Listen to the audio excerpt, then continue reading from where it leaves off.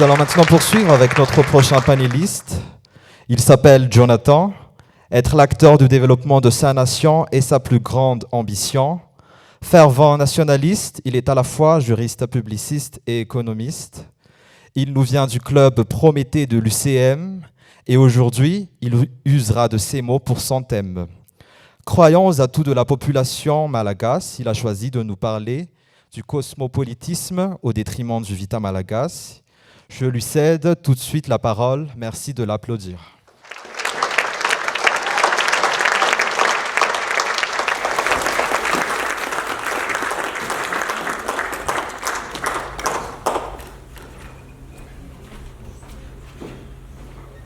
Auguste Assemblée, mes salutations.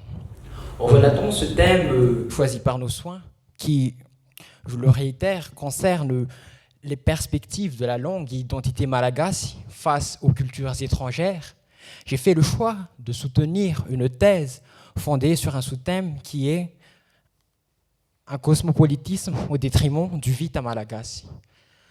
Je ne peux me voiler la face en disant que je ne veux pas toucher la corde sensible, car oui, mon but étant de faire état d'une situation fort regrettable pour celles et ceux qui s'évertuent, chacun à leur manière, de redorer le blason de notre chère patrie.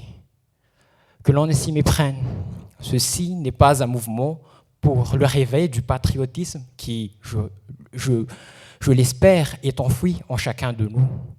Mais ceci est plus une conscientisation à ce que l'identité malagasy a à offrir. Pour ce faire, donc, j'ai opté pour deux parties complémentaires qui sont les enjeux du cosmopolitisme, puis les impacts du cosmopolitisme sur le vita malagasy.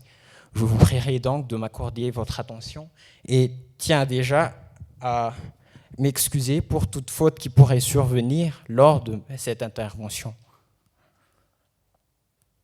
Place aux enjeux du cosmopolitisme. Qu'entend-on par cosmopolitisme ? Étymologiquement, cosmopolitisme vient du grec cosmopolité, incluant cosmos ou l'univers, et polité, voulant dire citoyen. Le cosmopolitisme reflète donc l'attribut de celui ou bien de celle qui se considère être citoyen de l'univers. Ce dernier ou bien cette dernière se veut donc être citoyen d'une diversité d'horizons.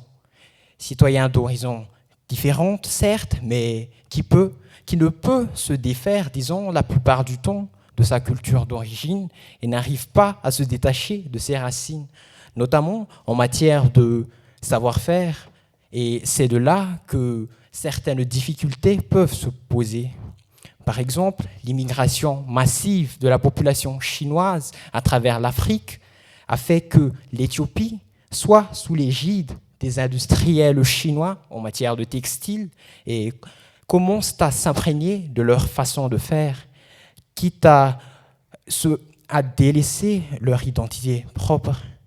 De là, une question peut prendre place dans notre esprit. Comment se manifeste le cosmopolitisme à Madagascar ? Déjà, dans son origine, la population malagasy est issue de plusieurs cultures, de plusieurs langues, de plusieurs races, d'où l'existence d'une différence plus ou moins marquée au sein de ces ethnies, au sein de ces régions. Mais pour autant, l'ensemble de cette population a des traits et des valeurs communs qui tentent à l'émanciper de cette qualification de cosmopolite. Par exemple, la promotion de son savoir-faire. À travers son savoir-faire, cette population, à première vue assez disparate, ne veut qu'une chose, démontrer de son appartenance à une seule et même communauté, la communauté malagasy. Toutefois, la mondialisation a fait que le cosmopolitisme s'est répandu au sein du pays. Une diversité de minorités voit alors le jour à travers l'île. La première minorité issue de la colonisation est celle des ressortissants français. Puis s'en vient la minorité d'indo-pakistanais, puissance économique au sein de notre pays. Une minorité chinoise, puissance commerciale et industrielle, et bien d'autres minorités qui ont trouvé refuge sur la grande île, mais ce sont surtout ces trois nationalités qui se démarquent comme étant des grandes puissances démographiques et financières en son sein. En termes d'enjeux, donc, ces acteurs cosmopolites imposent et font propager leur culture, leur religion, leur façon de vivre, et voire même leur savoir-faire. En un sens, il ne s'agit pas de dénigrer l'échange culturel, mais la façon dont elle se manifeste doit suivre une certaine ligne pour ne pas causer du tort aux cultures propres du pays, à l'identité même de ce pays. C'est sur ces réflexions que cette première partie se clôt alors, et il est temps d'aborder la seconde partie sur les liens entre cosmopolitisme et Vita Malagasy. Dans ce dessin, alors, abordons les impacts du cosmopolitisme sur le Vita Malagasy. Ici est tout d'abord de poser la question qui suit. Que recouvre le Vita Malagasy? Est-ce juste ces produits labellisés Vita Malagasy, ces œuvres d'art qui sont si soignées au premier abord, mais qui sont tout aussi difficiles d'accès en termes de prix pour les Malagasy lambda? Est-ce ces courants d'idées novateurs apportés par ces jeunes Malagasy si enthousiastes? La réponse est oui. Le Vita Malagasy revêt toutes ces facettes et bien plus. Le Vita Malagasy s'immisce dans plusieurs secteurs clés comme l'agroalimentaire, le textile ou l'industrie, mais aussi et surtout en termes de culture propre à notre pays, comme notre musique, l'art, l'usage de la langue à travers la littérature ou bien la poésie. Alors, pour étaler mes propos, mon dévolu s'est tourné vers l'artisanat malagasy, qui s'avère être une marque de fabrique de Madagascar. Mon choix s'est porté sur une réflexion. Est-ce que nous, jeunes Malagasy d'aujourd'hui, premiers consommateurs de ce qui est à la mode, de ce qui suit la tendance, nous nous sommes déjà posé la question de combien de temps, de combien d'énergie un artisan malagasy consacrait-il à la confection des sacs bandoulières en raffia qui font partie de la mode aujourd'hui? Car oui, l'artisanat malagasy reflète un travail de dur labeur qui, souvent, n'est pas récompensé à sa juste valeur. Les revenus issus de l'artisanat sont maigres, si bien qu'ils ne constituent pas le principal source de revenus des artisans, mais surtout, ils jouent une place de second rôle pour arrondir leur fin de mois. L'artisanat malagasy revêt donc fièrement ce label de Vita Malagasy, exprimant allègrement l'identité malagasy à travers lui et affirmant au mieux ce qu'être malagasy peut refléter. Et c'est sur ces quelques mots que je vais transiter vers la question d'appréhension des conséquences du cosmopolitisme sur le Vita Malagasy. Quels effets apporte le cosmopolitisme sur le Vita Malagasy?